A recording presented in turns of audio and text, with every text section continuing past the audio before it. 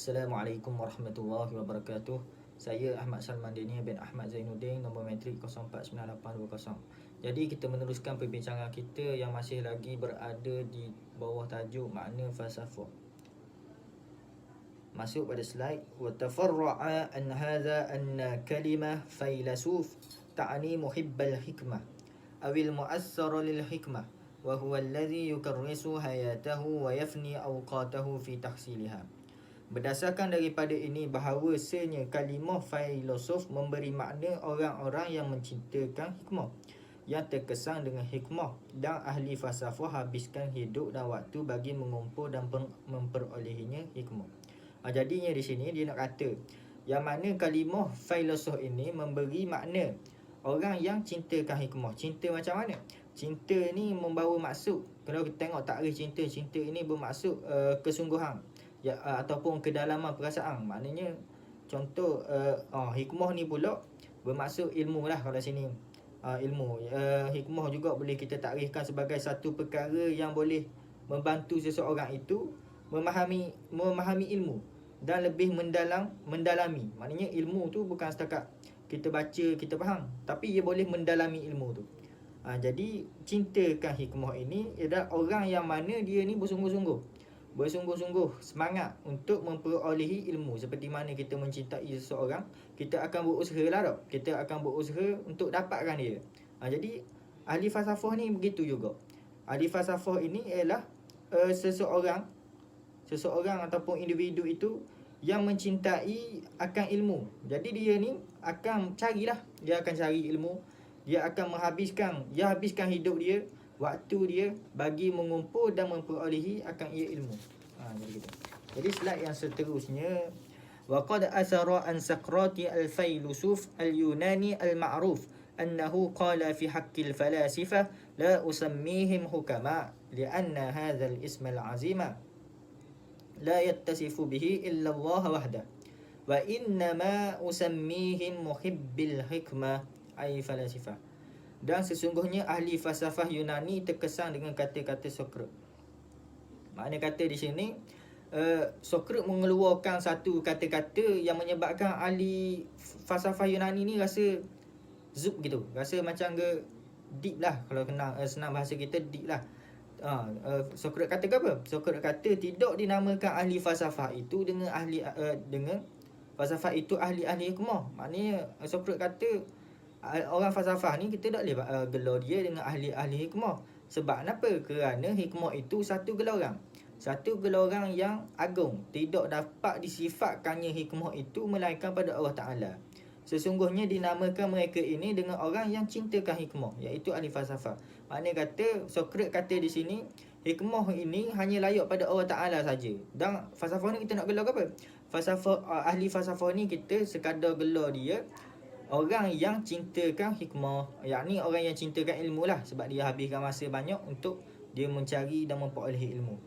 Wa kathiran ma atlaqa ala mufakkiril Islam ismal hukama, yakni al-falasifah. Maknanya di sini ramai ni nak cakap pasal gelar je ni, gelarang. Ramai yang menggelar atau meletakkan ke atas pemikir-pemikir Islam dengan gelaran hukama. Dia kata orang gelar je lah. ولما كانت حكمة أنبلا المعارف يتصف بها أسماء الناس إدراكا وأعماقهم فهم أشد القرآن الكريم بالحكمة والحكماء فقال عز من قائل بسم الله الرحمن الرحيم يؤتي الحكمة من يشاء ومن يؤتي الحكمة فقد أوتي خيرا كثيرا. صدق الله العظيم. Surah Al-Baqarah ayat 269. Jadi di sini dia nak cakap pasal gelarang lagi, tak habis lagi pasal gelar-gelar. Dan tak kala ahli hikmah itu yang paling mahir dalam pengetahuan yang disifatkan dengan setinggi-tinggi semulia-mulia manusia, yang memperoleh dan yang paling mendalam kefahaman mereka terhadap Al-Quran dengan bijaksana.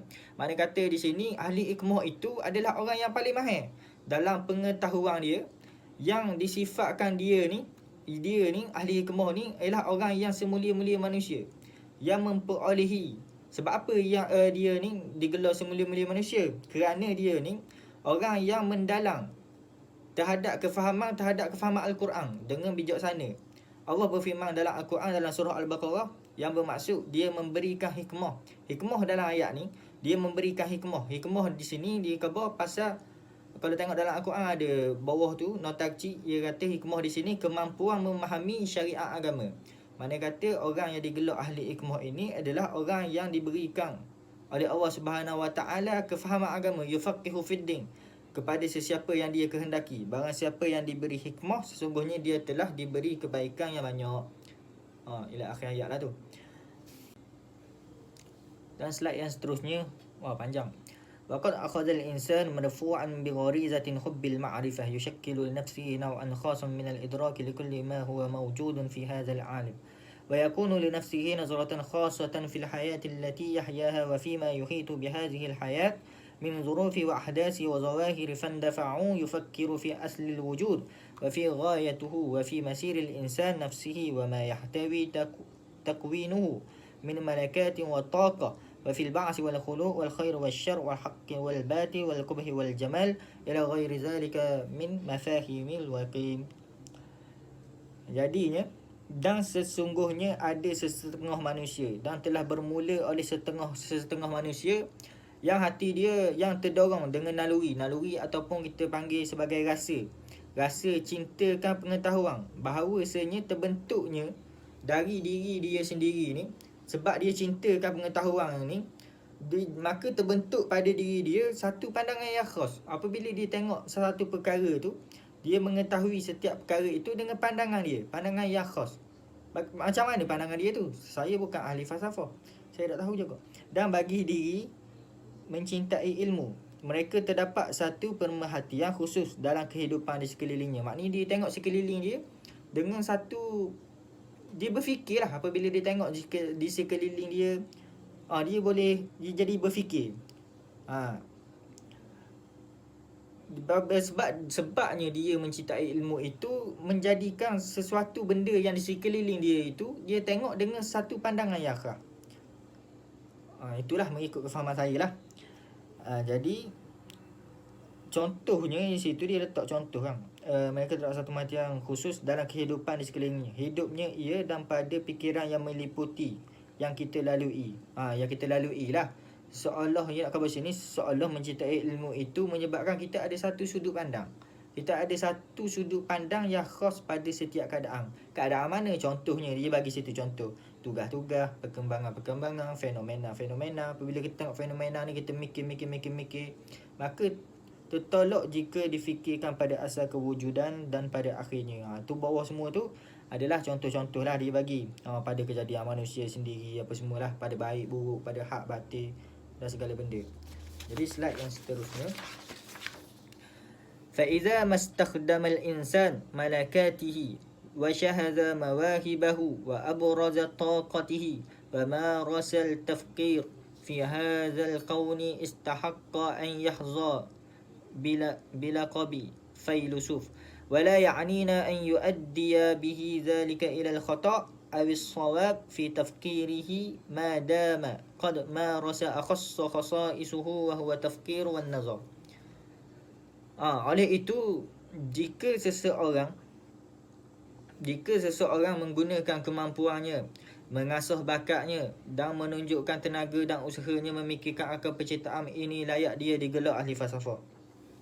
Jadi di sini dia nak khabar, seseorang tu jika dia guna seluruh kudrat dia lah, kalau bahasa kita seluruh kudrat, dia guna segala pemikiran dia, dia curah belaka akal dia, curah buah fikiran dia, kemampuan dia, semangat dia, tenaga dia, usaha dia rela menghabiskan masa dan segala-galanya untuk ilmu, maka dia ini layak digelar sebagai ahli falsafah.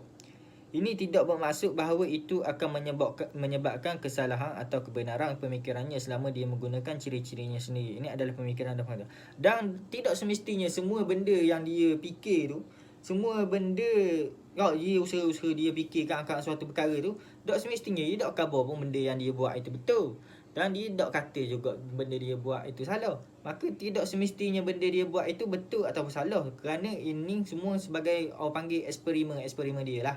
Eksperimen pemikiran dia, pemerhatian dia. Dia tengok orang, dia tengok macam mana lah, macam tu lah. Jadi slide yang terakhir, ولهذا أطلق المتقدمون من الفلاسفة اليوناني السابقين لسقراط الكلمة الحكمة من الناحية الاصطلاحية على ما يشمل كل المعارف الإنسانية المعروفة حينذاك، فشملت الطب والفلك والهندسة والطبيعة والكيمياء والتنجيم وعلم النفس والأخلاق إلى غير ذلك من أنواع المعارف التي تقع تحت حس الإنسان أو تكون في متناول عقله. Jadinya, dan oleh kerana ini, orang-orang terdahulu dari ahli falsafah Yunani mengambil perkataan Sokrat tentang hikmah. Jadi orang Yunani terdahulu ni yang ambil perkataan Sokrat. Sokrat kata apa pasal hikmah melalui istilahiyah. Istilahiyah ya, dari sudut istilah ya. Sokrat kata perbuatan yang merangkumi semua pengetahuan manusia yang diketahui pada masa itu. Maknanya perbuatan yang merangkumi semua pengetahuan manusia yang difahami pada masa itu. Maknanya pada masa itu orang faham benda orang buat tu.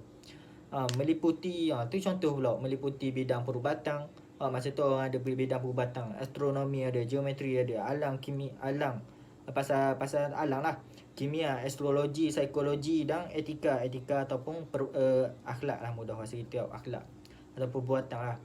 Untuk jenis pengetahuan lain yang berada di bawah akal manusia atau berada dalam jangkauan. Makna kata untuk lain-lain dan lain-lain lah yang mampu dicapai oleh akal manusia pada masa tu. Pada masa tu gitu je. Jadi habislah slide saya. Jadi untuk pengetahuan lanjut lagi, kita terus kepada pembentang seterusnya. Jadi saya serahkan kepada Ainul. Wallahu a'lam.